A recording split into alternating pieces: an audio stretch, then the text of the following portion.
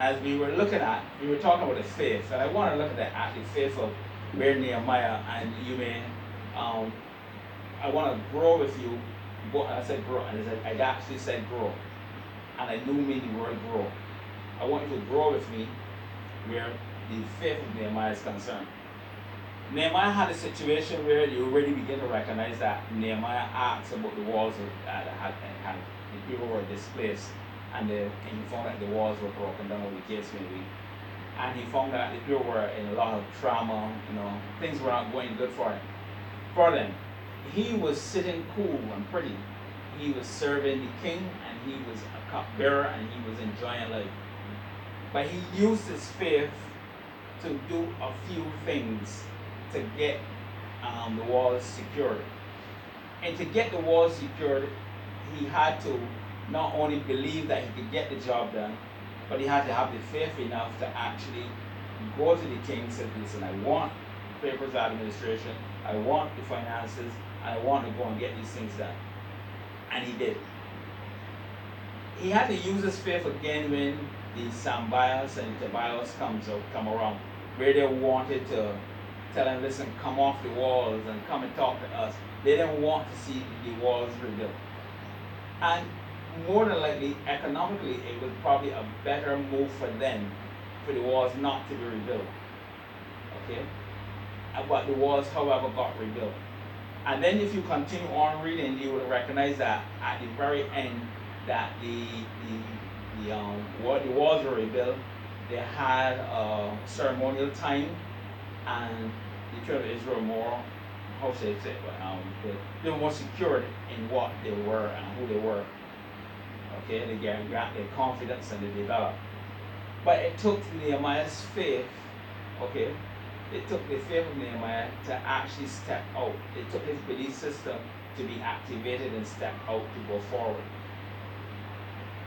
Joseph is another guy that exercised his faith.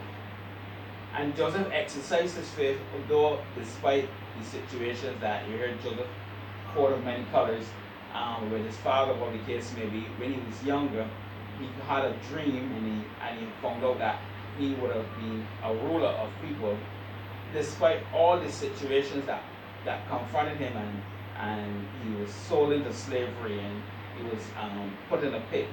He was taken out of the pit, and he was put into another form of indentured servitude. And then he was put in prison because of a lie he was told on him. All of these things, he did not give up on his faith of believing and knowing. And if you read where the book, in the book of Genesis, where it talks about Joseph, it always would say, and God was with him. God can only be with him if Joseph's faith was in a position to say that he would believe in God at the present point in time. And what I want to do, I want to stress on this part that is so important. Everything I've said is that we have to actually believe that the God that we serve is always with us.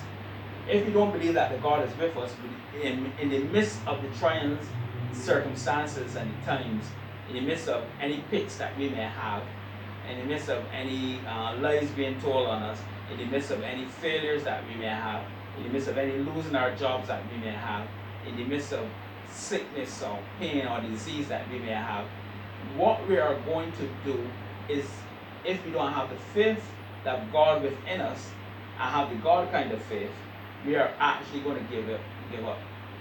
And I'm saying to us that we don't need to give up. We need to be in a position of saying, well, I can grow and can develop. And I want to leave this here with us. I want us to recognize that, listen, whatever we do, we have to do it with our faith.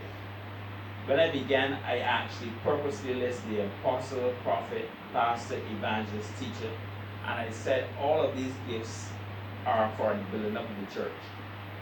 But none of these giftings can be used without the faith of the person that they exercise to use it. I'm challenging us. We got to go forward. But we have to develop our faith in all aspects of the day, so that we can actually take our lives better and make our lives better. Faith is what's going to build our economy. And that's the only way that's going to build by our faith. We can be able to go into the spiritual realm and see things, and then able to come out and create things by our faith. Our faith is the substance of things hoped for, the evidence of things not seen. Not seen is in the spiritual realm. We're going to have to bring it to the physical realm, and that happens by our faith. God bless, and I pray that you understand this message and it will really minister to your heart.